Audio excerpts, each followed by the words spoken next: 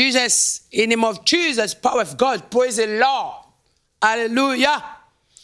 Ah, je me réjouis de ce moment particulier. Vous qui êtes en jeûne aujourd'hui au 3e jour sur les dons spirituels en matière de dons, catégorie inspiration. Comment vous devez être inspiré, recevoir l'inspiration, vivre l'inspiration, en l'occurrence manifester le don de prophétie, le don d'interprétation de langue et le don de parler en langue. Donc, ces 3 dons majeurs. D'ailleurs, c'est très important de comprendre cette catégorie de dons d'inspiration. On a besoin d'être inspiré pour avancer, pour évoluer. On a besoin d'être inspiré. Et l'inspiration nous permet de mieux prendre le chemin et surtout d'être conduit par le Saint-Esprit. Quand on manque d'inspiration, on n'a plus de bonnes idées. On va faire ce qu'on appelle, on va faire du réchauffé. Quand on n'a plus d'inspiration, je prends l'exemple quand tu veux prêcher ou tu veux partager quelque chose que tu n'es plus inspiré, qu'est-ce que tu veux faire? Tu veux prendre du congelé, du surcongelé, du récongelé. Tu viens chauffer. Voilà, tu veux faire ce qu'on appelle du copie-coller, du photocopie. Voilà, quand on n'est pas inspiré, on cherche ces mots, on va copier les autres, on va faire des répétitions, on dit les mêmes choses plusieurs fois, on s'en sort plus. On est souvent même comme dans le vide.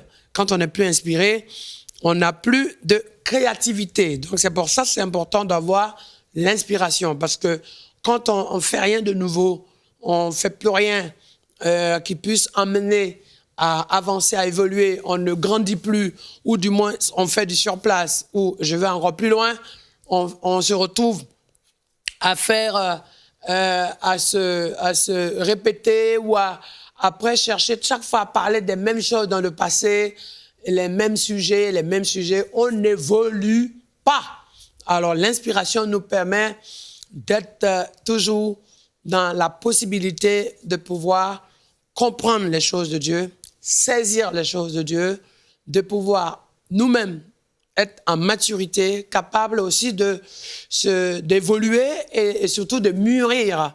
Voilà, c'est important, l'inspiration.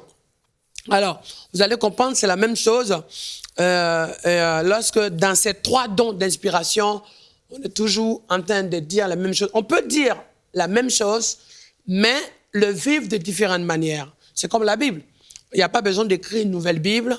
Voilà, si quelqu'un vous dit, voilà, j'ai une nouvelle Bible, j'ai même la révélation d'avoir les codes de la Bible, dites-lui que c'est un menteur. Il n'y a pas de code de la Bible. La Bible est donnée à tout le monde. Et après, par contre, le Saint-Esprit inspire. Le Saint-Esprit donne à chacun de grandir, de mûrir, d'avancer. Et c'est comme le message, on peut prêcher de la même manière ou de différentes manières. Mais ce qui est important, c'est qu'au moment où je vous parle, le Saint-Esprit l'impacte en vous selon le niveau, votre besoin, selon la situation, le contexte, selon le moment dans lequel vous vivez, selon le combat que vous menez, alors le message vient et selon votre niveau spirituel, le message vient pour pouvoir vous amener à grandir, à mûrir, à évoluer et à être béni. C'est comme ça que le Saint-Esprit travaille dans le cadre de l'inspiration. Voilà pourquoi il peut avoir le même verset, on peut lire tous le même verset, on peut entendre tous le même message, mais on peut être édifié de différentes manières. C'est pour ça qu'on a besoin d'être inspiré. Parce que la Bible, ce n'est pas juste une histoire, ce n'est pas un droit à lire, ce n'est pas un journal. La parole de Dieu n'est pas un documentaire à découvrir. La parole de Dieu n'est pas de la philosophie. La parole de Dieu n'est pas juste, on appelle ça, une science. Voilà. Mais au contraire, dans la parole de Dieu, il y a les éléments, les composants qui donnent la science. Il y a tout ce qu'il faut pour faire l'histoire. Il y a tout ce qu'il faut pour faire la géographie, situation. Voilà. Dans la parole de Dieu, il y a tout. Il y a ce qui est dit en avance et ce qui est écrit en avance, ce qui est mentionné en avance. On va se rendre compte que tout est dans la parole de Dieu, les événements dans lesquels nous sommes, ce que nous vivons. Voilà, il y a besoin de consolation, il y en a à la parole. Il y a besoin d'inspiration, il y a la parole. Il y a besoin d'édification, c'est dans la parole. Il y a besoin d'orientation, souvent tu lis et tac, le déclic se manifeste, tac, tac, tac. Il y a besoin de pouvoir aussi recevoir, tout est dans la parole, la façon de gérer dans la parole, l'intelligence dans la parole, la connaissance dans la parole, la maturité dans la parole, la révélation dans la parole, la compréhension dans la parole, la sagesse dans la parole, tout est là dans la parole de Dieu. Tout est écrit pour que l'homme puisse grandir, mûrir et évoluer. Donc, l'inspiration. On parle, par exemple, du don de prophétie, qui est un premier don, des dons de la catégorie inspiration.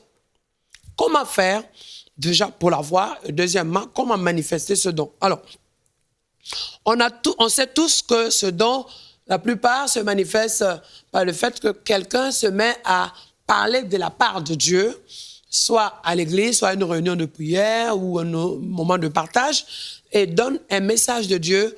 Voilà. Mais sachez que la Bible nous dit, dans le livre des 1 Corinthiens, alors on va le voir ensemble, chapitre 14, après avoir dit le verset 1, aspirez aussi au don spirituel, mais surtout à celui de la prophétie. Pourquoi?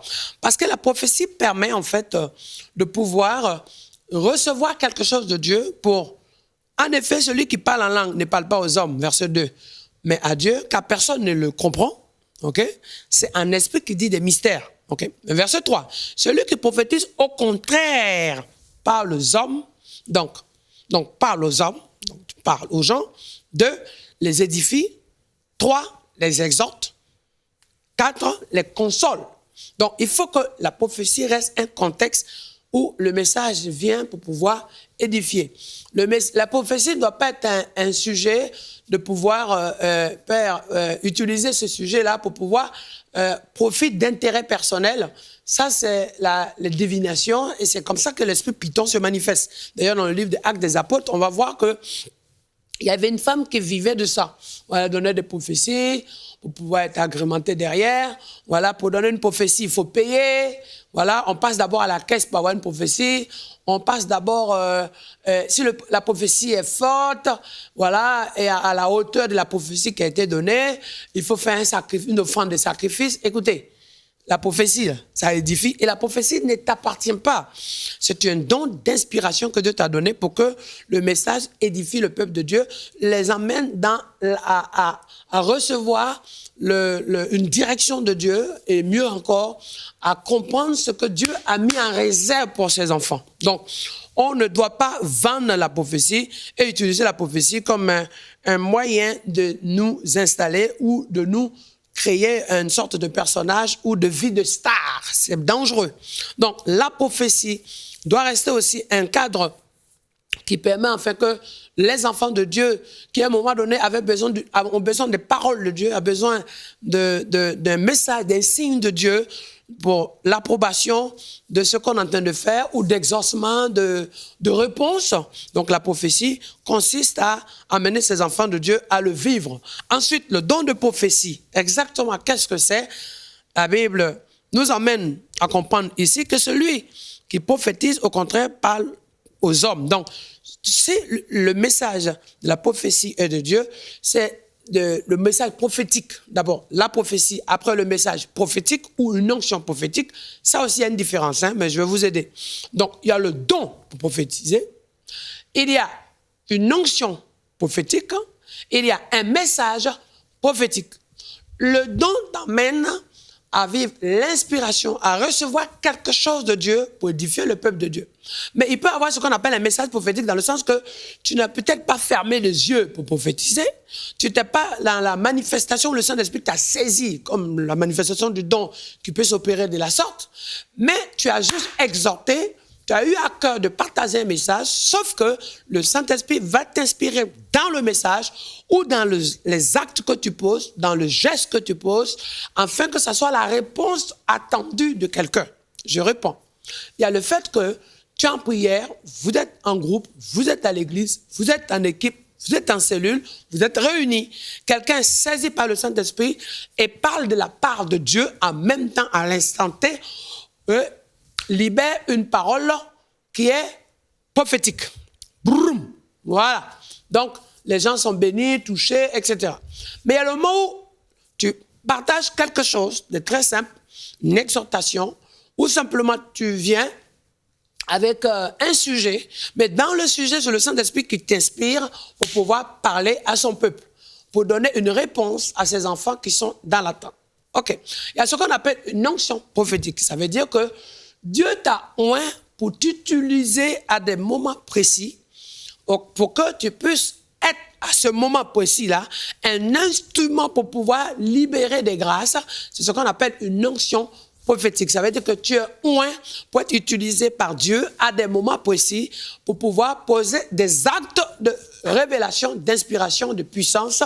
Donc, à partir de ce moment, ce n'est plus toi, tu as l'intention que c'est toi, en fait, qui demande, par exemple, tu as à cœur d'appeler quelqu'un, tu as eu l'idée, et en fait, au même moment, Dieu a créer les conditions pour pouvoir se servir de toi, pour voir le danger de la personne qui est en situation difficile, voir la situation de la personne qui est dans la solitude, pour que tu l'appelles. Toi, tu as eu le désir simplement de l'appeler, mais le Saint-Esprit t'inspire, te conduit à poser ce acte. Ça s'appelle avoir l'onction prophétique. Donc, la personne est ointe, la personne est remplie du Saint-Esprit pour poser des actes bien précis, à des moments bien précis, dans des situations bien précises. Voilà. Ben, dans le cadre prophétique, il peut y avoir beaucoup de choses prophétiques.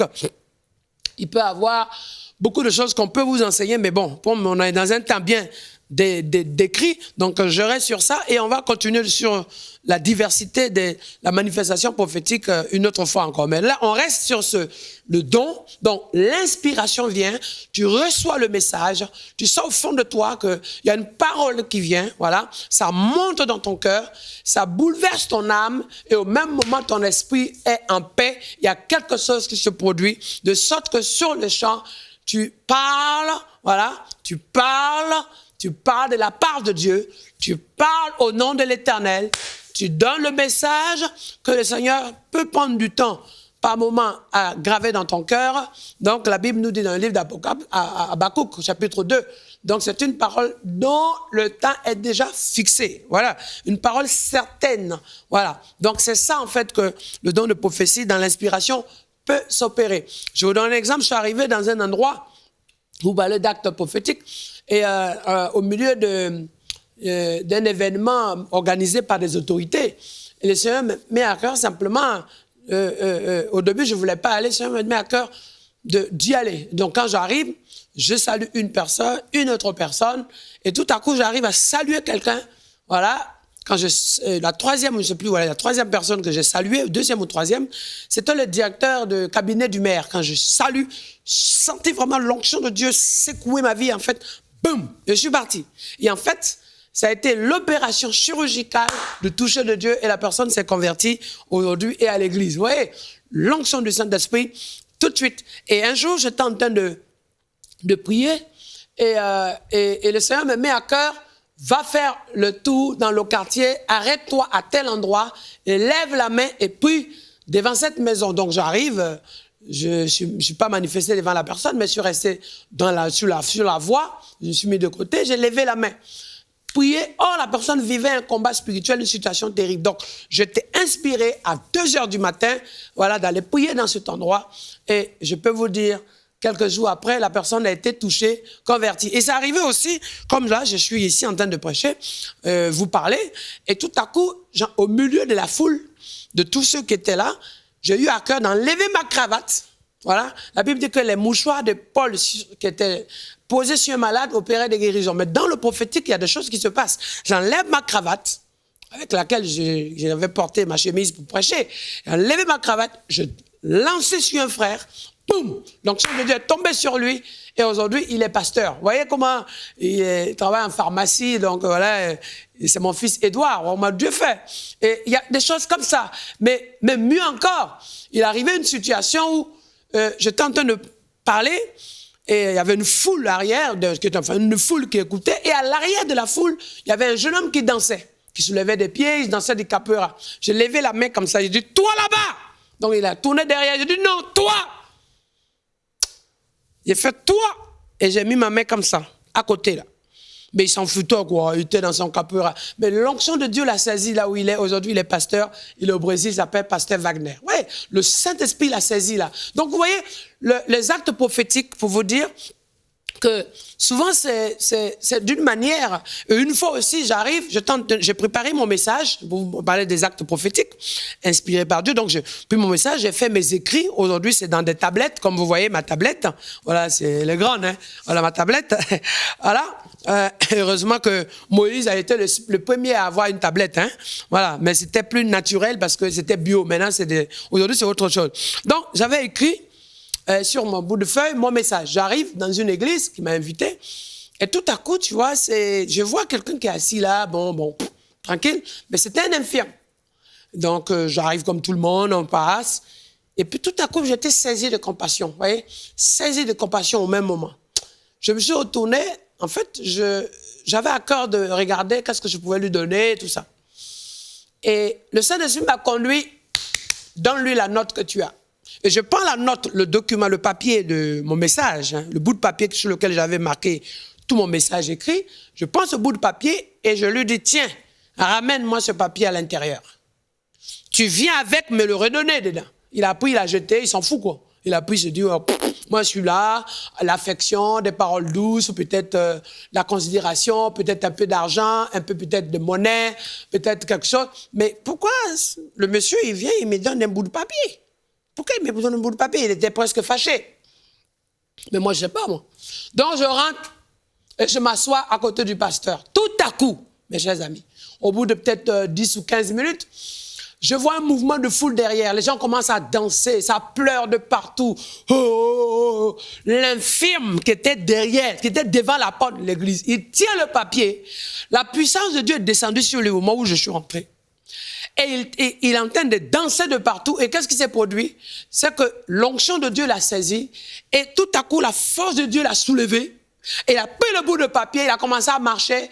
Et il dit, ce monsieur m'a dit d'amener ce bout de papier pour lui. Je vais aller lui ramener ça. Et vit sa guérison. Vous voyez, les actes prophétiques peuvent sembler banals, peuvent sembler bizarres. Voilà, vous n'allez pas... Il arrive que je lève la main ici et je dis, technique, ma main est ici.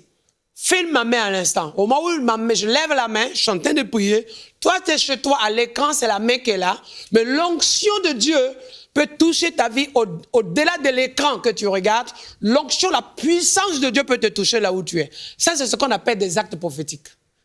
Des actes prophétiques. Donc, la puissance de Dieu, la gloire de Dieu. Vous voyez, je levais simplement ma main. Mais c'est ça, camarade. C'est ça.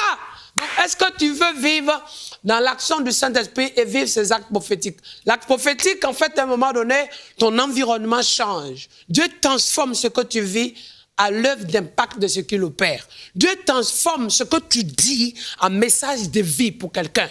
Dieu transforme ce que tu partages en exaucement d'impact pour une personne. Oh, Romaya. Dieu transforme simplement ta maison à l'environnement de la présence glorieuse de Dieu. Les actes prophétiques, simplement, le peu que tu donnes. Alléluia. Il dit quoi? Regardez, ce qu'on appelle les actes prophétiques. Pour que vous compreniez, le Seigneur dit quoi? Qu'est-ce que vous avez en main à donner à manger à ces gens qui sont là? Il y avait 3000, il y avait 5000 personnes, peu importe le nombre, mais vous avez quoi? Il dit, oh, il y a quelqu'un au milieu de nous qui a 5 pains et 2 poissons. Mais les actes prophétiques, c'est qu'avec les 5 pains, beaucoup vont manger. C'est-à-dire que tu es inspiré à avoir du pain. Et tout à coup, tu es inspiré à prier. Tu es inspiré à intercéder. Tu es inspiré à te mettre à genoux. Tu es saisi par le Seigneur et à te mettre à genoux et à prier pour ton père, à prier pour ta mère, à prier pour ton pays. Tu as été saisi par le Saint-Esprit, inspiré simplement à dire, on va chanter, alléluia. Mais les chants que tu vas porter vont faire tomber les murs de Jéricho. Tu es inspiré à dire, ok, on va se mettre à part, un peu comme Esther. Nous allons jeûner et prier. Elle est inspirée. Elle n'a pas regardé la situation. Elle est inspirée. Quand on est inspiré, l'inspiration c'est conduit par le Saint-Esprit. Écouter la voix de Dieu. Être saisi par Dieu. Entrer dans le plan de Dieu. Le programme de Dieu est mis en marche. Alléluia.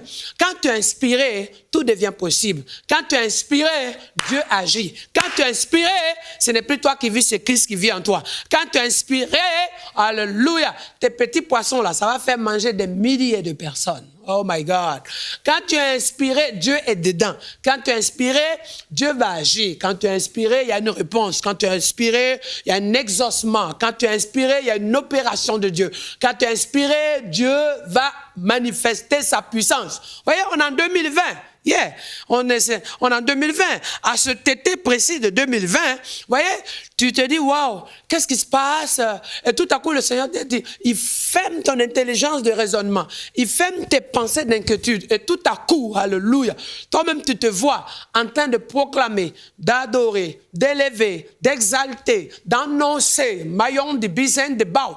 Et tu es en train de donner des messages de prophétiques, en train de donner des messages de paroles, des paroles de dimension, d'exaucement. Tu es en train d'annoncer la vie de Dieu. Tu es en train de, alléluia, révéler les choses que Dieu veut que son peuple comprenne. Alléluia. Regardez l'exemple d'Ésaïe. Ésaïe se lève. Mais qui savait? Il y a 7 siècles, entre le moment où Ésaïe s'est levé pour parler de la part de Dieu et l'accomplissement de la naissance du Fils de Dieu. 7 siècles. Et il dit, un fils nous est né. Un fils nous est donné. On l'appellera l'admirable. On l'appellera le conseiller. On l'appellera le prince de paix. On l'appellera le Père éternel. On l'appellera le Dieu puissant. My God, le tout-puissant. Alléluia. Et Ésaïe, ça c'est Ésaïe chapitre 9. Hein. Mais regardez, il va encore plus loin. Ésaïe 53. My God. Alléluia. Alléluia. Qui a cru à ce qu'il dit? Qui a cru au bras de l'Éternel? My God. Woo! Ha! Son visage, son aspect n'avait ni d'importance pour nous.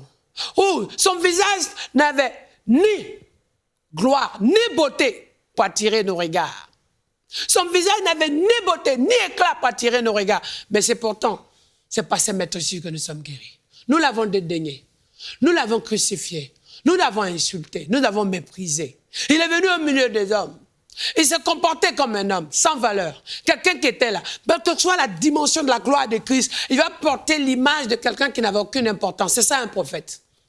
C'est ça un prophète. Don de prophétie ne fait pas de toi un prophète, mais un prophète manifeste le don de prophétie, mais le don de prophétie ne fait pas de toi un prophète. Mais si déjà tu veux inspirer un jour, rentrer dans les œuvres prophétiques, être saisi par le Saint-Esprit, donner des messages de prophétie et avoir le don de la manifestation de la prophétie. Camarades, c'est l'humilité. C'est l'humilité. On entend à gauche prophétesse, entend à prophète, prophète a fait tel message, prophète a fait telle conférence, prophète a fait... Un prophète vit la discrétion, l'humilité. D'ailleurs, je vais encore plus loin. Un prophète est appelé à donner des directives. Un prophète ne va pas se pavaner pour faire comme un pasteur. Un pasteur s'occupe des brebis. Un pasteur est un berger.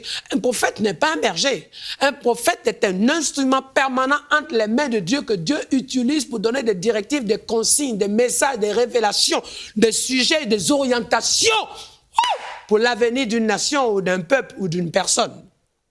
Donc, qu'est-ce que c'est que le don de prophétie? Aïe, aïe, aïe, aïe. Oui, c'est une richesse. Hein? C'est l'inspiration surnaturelle des choses connues de Dieu. Le don de prophétie, c'est l'inspiration surnaturelle. Ça reste une manifestation de Dieu, mais c'est l'inspiration surnaturelle divine des choses connues. Ce sont des choses qui te donnent de partager des messages connus et qui permettent à l'homme de saisir, de comprendre et de recevoir. Après, il y a ce qu'on appelle l'interprétation des langues. Ben oui, c'est pas seulement le parler en langue qui est interprété, c'est interpréter les situations. Interpréter quelque chose qui a l'air d'être du charabia, quelque chose qui est peut-être bizarre pour l'homme.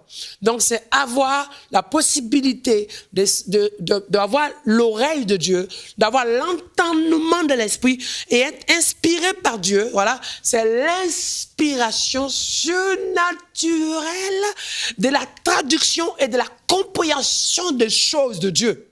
Yeah, c'est ça une interprétation, un don d'interprétation. Et le don de parler en langue, c'est l'inspiration divine, naturellement, mais surnaturelle, ok, de l'impact de l'intervention des langues, alléluia, de la langue par l'esprit de la prière par l'Esprit, cela reste un mystère surnaturel manifesté seulement pour la gloire de Dieu. Le parler en langue est une inspiration divine, une manifestation, écoute-moi bien, une manifestation, pour que tu saisisses ça, d'expression d'un langage de mystère de Dieu. Vous avez compris? Langage du mystère de Dieu. Donc quand tu parles en langue, cela sert dans ta prière, cela sert à t'aider dans ta communion avec Dieu. Vous voyez, je l'explique en premier, autrement dit, d'une autre manière, pour que tu comprennes, pour que ceux aussi qui ont du mal à comprendre la première fois comprennent la deuxième fois. Etc. Donc, cette catégorie de dons d'inspiration nous permettent aujourd'hui, par moment, tu ne sais pas pourquoi, mais tu es saisi par l'Esprit à prier. Tu te dis, mais waouh, si tu veux t'écouter, tu ne prieras pas parce que tu ne sais pas pourquoi. Mais tu sens le besoin au fond de toi, tu sens la nécessité de prier. Tu sens comme une interpellation. Tu veux dormir, tu n'arrives pas à dormir, il faut que tu pries. Et au moment où maintenant tu acceptes de prier, tout à coup, c'est comme un horizon qui s'ouvre. Tu vois certains domaines, tu vois certains points. Et par moment, en fait, il faut que tu comprennes, tu as tout à coup le nom de quelqu'un qui te vient à cœur. Tu as simplement dit, ouais, peut-être, ouais, j'ai une idée. Non, la personne est dans le besoin. La personne est en combat. La personne vit une situation terrible. La personne traverse un moment difficile. Donc, c'est là qu'il faut que tu comprennes que ce sont des choses que Dieu met en place. L'inspiration consiste à disposer notre cœur, notre esprit, à être dans l'instant T de Dieu. Yeah. Tu dors, tu te réveilles, souvent tu fais un rêve, tu te réveilles en sursaut. C'est comme ce que tu vivais en fait dans le songe était comme une réalité. Voilà. Donc à partir de ce moment-là, ne cherche pas à réfléchir, mets-toi en prière. Donc l'inspiration, tu as besoin de l'acte prophétique pour ton entreprise, pour ta famille. Tu as besoin d'avoir la compréhension des choses pour pouvoir rentrer dans ce à quoi Dieu t'a appelé à le servir. Tu as besoin de parler en langue dans des situations de combat spirituel, où peut-être les mots te manquent, ou peut-être même que tu manques d'idées, mais tu parles en langue. Quand tu parles en langue, vous savez, un seul parler en langue était calculé à peu près, estimé à peu près à 1200 mots par l'intelligence. Vous voyez? Donc si tu fais là, ça fait bas. Voilà. De parents de bizaine, de barons de bruit. Hey, des maillons de bise. Badaboum. Donc, quand tu parles en langue, voilà, tu déchires le voile qui est en face devant toi. Tu transformes, tu casses l'atmosphère spirituelle. Tu es inspiré à parler en langue. Et le diable n'aime pas ça. Parce qu'il sait que quand tu commences à parler en langue, il dit, aïe, aïe, aïe, il est foutu, oh, il a perdu. Quand tu commences à parler en langue, hey, di mama, koso korikin di kamayon. Pico pato koso koria. Donc, reçois encore. Donc, ce jour, tu es en jeûne de prière pour pouvoir recevoir. Donc, tu sais aujourd'hui que tu as accès à la prophétie, à l'interprétation de langue, pour avoir la compréhension des choses de Dieu, aux prophéties pour avoir les actes prophétiques, poser des choses que Dieu se sert de toi, l'onction prophétique, avoir le message de Dieu inspiré par Dieu et parler en langue pour pouvoir briser, arrêter les fléaux et les œuvres de l'ennemi. Reçois par la puissance du Saint-Esprit. Piou, padaboum, alléluia. Et demain, on va continuer puissamment encore. Alléluia. Soyez bénis. Amen.